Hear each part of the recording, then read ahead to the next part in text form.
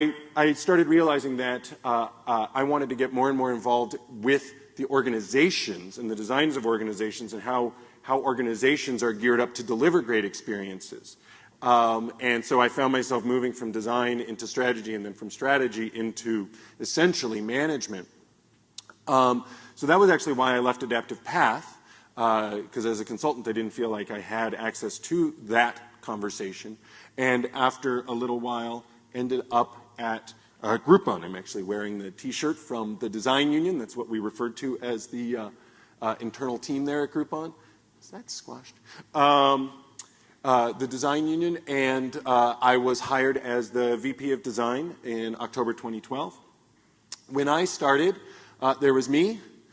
There was a pile of product designers that were basically all individual contributors bouncing around. Product designers was their term for a kind of hybrid UX interaction visual designer who knows a little coding. They were, in fact, all unicorns. There was a communication design team that actually had a manager and a UX research team that also had a manager. But it was kind of this chaotic mess that I stepped into. And the other thing that was a little bit disconcerting was how those product designers, that's ended up where most of my attention was, how those product designers would be used. They would tend to just get thrown onto a project that needed a designer. Someone in the company would say, we need a product designer, and some dude of those folks, there was like one woman. That was also weird, but that's a separate story. Some dude would go and work with the team for 2 weeks, 4 weeks, finish a thing, and then kind of come back into the pool and then get thrown off onto the next thing.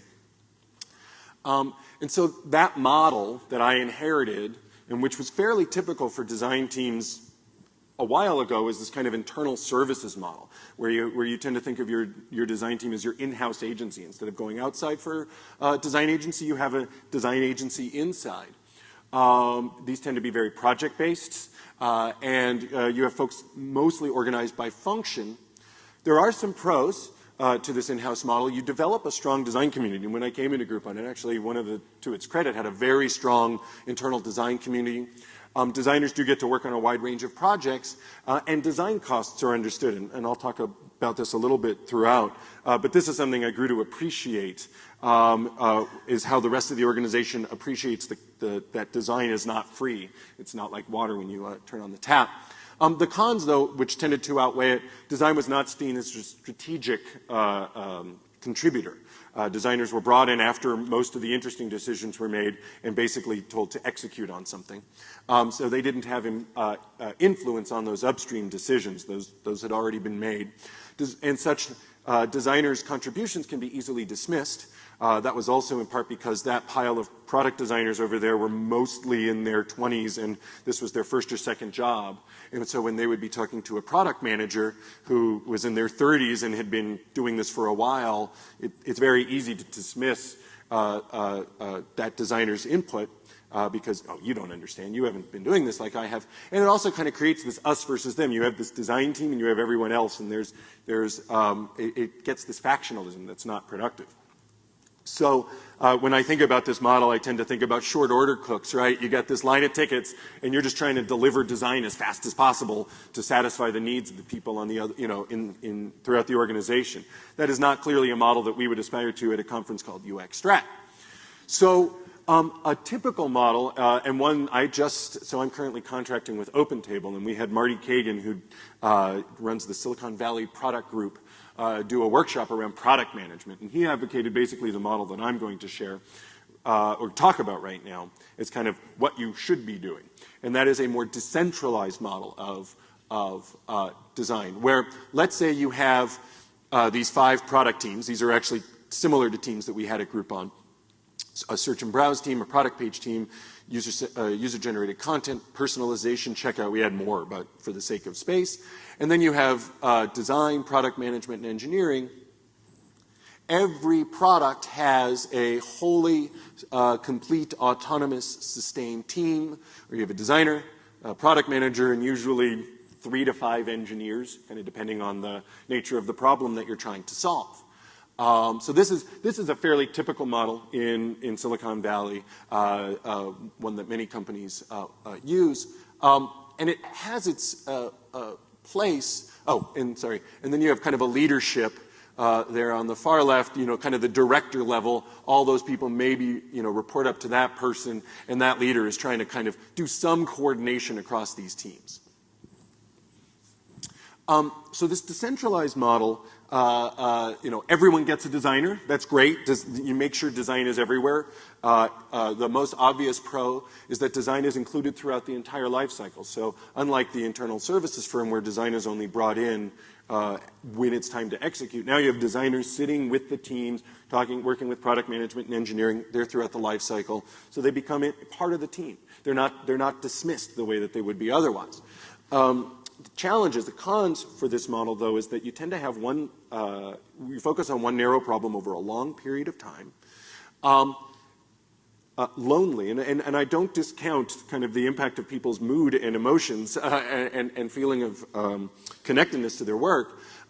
As you saw there, you're the one designer on your team, and the people that you're dealing with don't know exactly what you do or don't really understand. Like, they appreciate it often, but they're not your peers. They're not other designers. And so you, again and again, when I've talked to people in these types of situations, they tend to feel somewhat isolated. And at a more macro level, I think the big problem that this leads to is a more fractured user experience, because all those product teams are solving problems in isolation of one another typically, even with that leadership layer. And so things tend to start going haywire. Facebook, this is only Facebook web. You can imagine if I were to extend this to mobile. Facebook web has, these are just 4 screen grabs from different parts of the Facebook experience. Each of these are products that have a distinct product team, that have designers working on it, that are solving problems in isolation, that lead to problems where how you navigate the news feed is different than how you navigate Messenger, is different than how you navigate photos. You have these tabs across the top, but in other ones you have things along the side. Like there's no kind of overarching kind of coherence to the Facebook user experience. And so, you kind of have to relearn it as you go from app to app within Facebook. Now, clearly Facebook's successful. And this model might work for them in terms of people maybe aren't really clicking from thing to thing. But at Groupon, we were trying to create a shopping experience, and that we couldn't have our shoppers, if they're using the search, have to then, when they go to the product page, learn a different interface paradigm in order to use that. And then if they go to checkout, learn yet another interface paradigm. That would break that experience. And so I opted for a different model that borrows from my work at Adaptive Path in terms of how I think about design and design teams. At Adaptive Path, we would have design, we design firm. When we had project teams, we would have 3 to 5 designers on a team working on a project. And so I brought that model into Groupon and oriented our organization on organizing for the customer journey. This is an experience map from Adaptive Path, the Rail Europe experience map, one of the first ones we were able to ever publish freely from client work. And so I was trying to figure out how can I organize my design team to satisfy this recognition of a customer journey. I heard one of the questions that Laura was asked about multi-channel, omni-channel, offline, online. That was part of the problem I was trying to solve here. Groupon it's primarily digital, but then at some point you go into a merchant and you have to give them bits of paper, or if you're on the merchant side, you're having to manage a bunch of different things. And so recognizing that there is a customer journey, that's how I tried to organize. And the other thing was to think in terms of teams. I would advocate that Voltron is greater than, kicks the ass of, the same number of unicorns. There probably should be a 5th, I suppose, working in isolation. That you get more effectiveness, better design at larger scale when you work as a design team than when you break up your designers into these groups and have them work individually. So at Groupon, this is a representation of the product organization when I was there. Something along the lines of 40-ish, maybe more product teams, each which had their product manager, engineers. One thing there was no way we were going to hire enough designers to throw them all there. That's another issue with everyone gets a designer. But the other thing is, even though these product teams tended to work in isolation, like they focused on the things that they were doing, they actually tended to multiple product teams were working on the same part of a user experience. And so when I organized my design team, I organized based on those parts of the user experience. Apologies ahead of time as this builds. Some font issues will make things a little wonky. Oh, maybe it will work, and I'm going to be surprised. So we had a platform team, a mobile team, a team focused on our local business, goods and getaways, core merchant, merchant OS, and internal tools, and then, marketing. And then we had brand, user research, and prototyping. There we go. That were kind of somewhat centralized. And so we would have a single design team, say the platform team, work across a set of products that were platform related, things that everyone in Group 1 would be dealing with, like the product page, like checkout, like personalization. Whereas the local team was focused on things that were more specific to the local experience, redemption, certain kinds of search and browse, maps experiences. Actually, obviously, Getaways would have a similar maps experience. But we broke it up by kind of the part of the business where it made sense and thought about it from a journey mode. And the model, instead of embedding designers in product teams like this, I love Keynote's magic move. We instead had those teams were design teams. They had a design leader. They had usually a manager, director who ran the team, and then a set of designers that were on that person's team. So then this question is, well, how do you interface with the rest of these products? And the way we handled that is we had on a team there would be senior designers, that's what this S stands for, and then maybe more junior designers and the design lead. The design lead and the senior designers would kind of break up oversight of these different product areas. And the design lead would usually have their leadership responsibility and then maybe one product area. And then the senior designers would kind of break up over a couple of different product areas. And what this meant was that this team was working across this set of stuff. You know, when it got to the point where we had to execute kind of specifically, a senior designer would probably pair with another designer to kind of execute on the specifics. But we were able to work holistically in a way that wasn't before really possible. And this person was kind of responsible for the design across all this set of stuff. So that's kind of practically how it was manifested.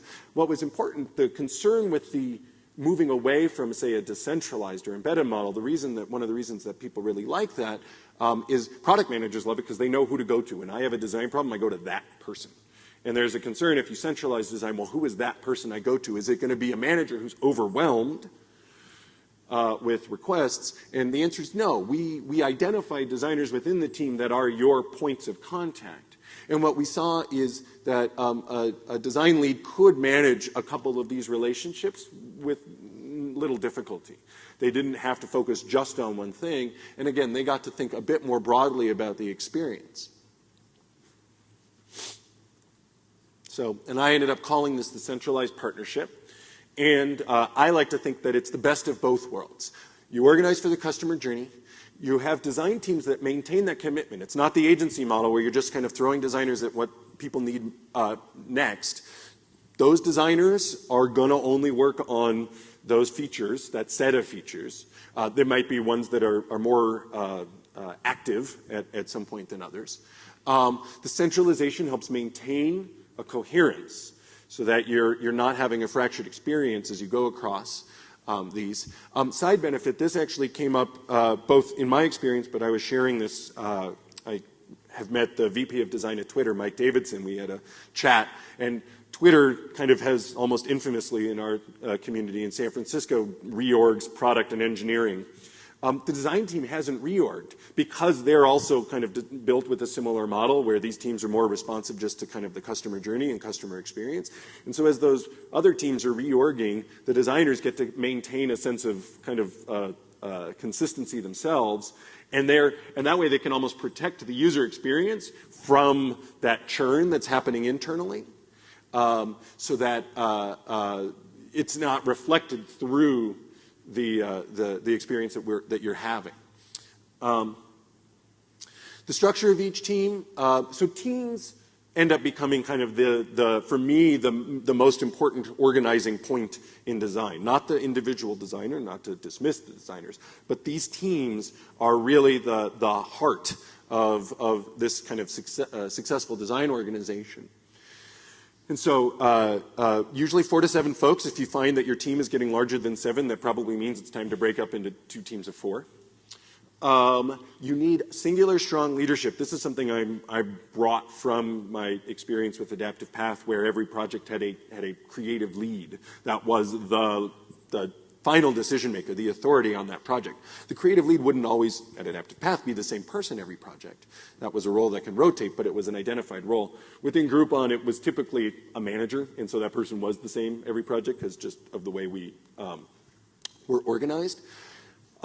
Bringing in this layer of management, if you remember that pile of designers and myself, I brought in a bunch of managers to manage that pile of designers, was the most important thing I did at Groupon.